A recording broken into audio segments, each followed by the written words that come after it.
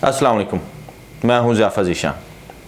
पाकिस्तान को बने हुए 75 साल से ज़्यादा का अरसा बीत चुका है। 75 साल पहले दो मुल्क आज़ाद हुए, इंडिया और पाकिस्तान। लेकिन अगर हम आज दोनों ममालिक का मुआवजा करें तो हमें नज़र आता है कि दुनिया की हर बड़ी कंपनी का CEO हमें इंडियन नज़र आता है। वो अंग्रेज़ जिन्होंने हमारे ऊपर 200 साल तक कब्ज़ा किए रखा, आज उनका वज़ीर आज़म भी एक इंडियन ही है। लेकिन जब हम पाकिस्तान की तरफ आते हैं तो हालत अबतर से अबतर होती जा रही है। आज़म सवाती साहब की जो प्रेस कॉन्फ्रेंस कल थी, वो हमारे पूरे निज़ाम, इस सियासत, पाकिस्तानी अवाम और पाकिस्तान के पूरे निज़ाम के ऊपर एक ज़बरदस्त तमाचा है। ये तमाचा पूरे निज़ाम के ऊपर लगा है।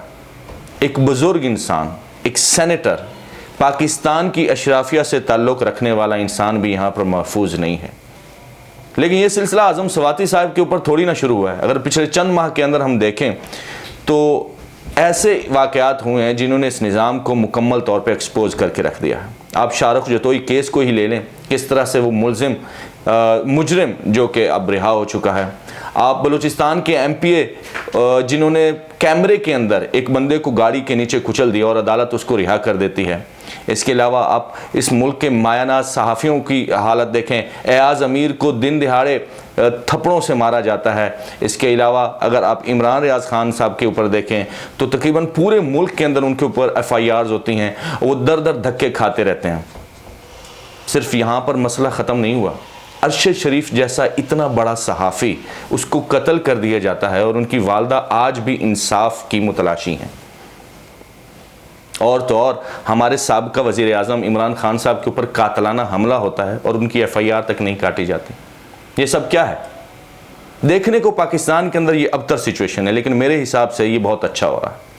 जितना ज़्यादा सच हमारे सामने खुलकर आएगा, उतना ही ज़्यादा इस निज़ाम की बेहतरी की उम्मीद है। मंटो कहा करते थे कि गंद के ऊपर कपड़ा डालने से आप गंदगी को छुपा नहीं सकते। जो हो रहा है पिछले चंद माह से, वो हमारे इस निज़ाम की गंदगी के ऊपर से वो कपड़ा हट रहा है और उस कपड़े के हटने से ही इस निज़ाम की गंदगी हमारे सामने आ रही है।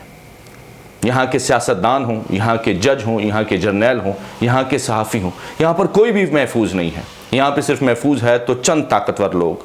वो चंद ताकतवर लोग इस मुल्क को शुरू से लेकर अब तक निचोड़ रहे हैं, लूट रहे हैं और लूट कर इस मुल्क के सारे निज़ाम के ऊपर हावी हो रहे हैं।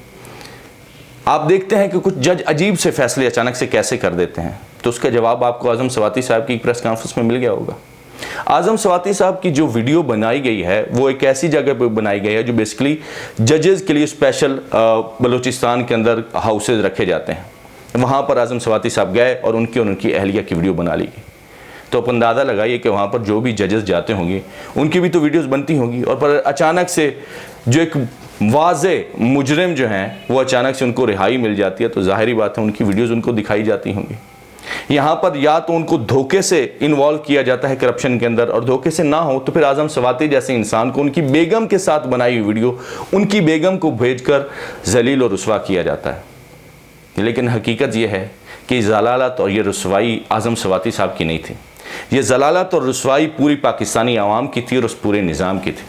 हमें से आज भी जो ये समझते हैं कि इस निज़ाम के ऊपर चंद बैठे अफराद को बदलने से पाकिस्तान के अंदर बेहतरी आ जाएगी, तो यकीन मानिए वो बहुत बड़े धोखे के अंदर मुब्तला है।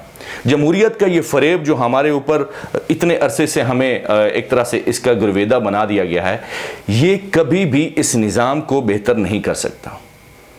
चंद लोगों के बदलने से ये निज़ाम ठीक नहीं होगा। ऊपर से लेकर नीचे तक करप्शन में डूबे हुए हैं हम लोग। इंडिया जो हमारे साथ ही आज़ाद हुआ था, आज दुनिया की चौथी बड़ी इकॉनमी है और हमें दर दर धक्के खाने पड़ते हैं चंद अरब डॉलर्स के लिए। आप अंदाज़ा लगाइए कि पिछले दिनों एक फ़र्द ने 44 अरब डॉलर का एक सॉफ्टवेयर ख़रीदा, इलॉन मस्क ने ट्विटर ख़रीदा, और हमें 1 अरब डॉलर के लिए पूरी की पूरी काबीना को जाके पाँव पकड़ने पड़ते हैं अमेरिका के और दूसरे ममालिक के, लेकिन फिर भी हमें वो मिल नहीं पाते। ज़लालत अमेज़ शराइत के ऊपर हमें उनकी बातें माननी पड़ती हैं और फिर जाके IMF हमें कर्जा देता है। इसके कसूरवार कौन है? इसके कसूरवार आप हैं, इसके कसूरवार मैं हूं, इसके कसूरवार ये सारी आवाम है जिन्होंने इतने अरसे तक इस जुल्म को अपने ऊपर जारी रहने दिया, जिन्होंने आवाज़ नहीं उठाई। और आज भी हम आवाज़ कहाँ उठा रहे हैं? चंद लोग जो आवाज़ उठाते हैं उनको भी हम गद्दार होने का ताना देते हैं, मुल्क को डिस्टेबलाइज होने का जो है वो और गद्दारी के सर्टिफिकेट बांटना शुरू कर देते हैं। हमारा मुल्क स्टेबलाइज रहा ही कब है? कायद-ए-आज़म साहब की वफ़ात से लेकर इमरान खान साहब के ऊपर गोलियां लगने तक हम मुसलसल देखें तो क्या होता है? जो भी हक़ की खातिर आवाज़ बुलंद करने की कोशिश करता है उस आवाज़ को ही मिटा दिया जाता है।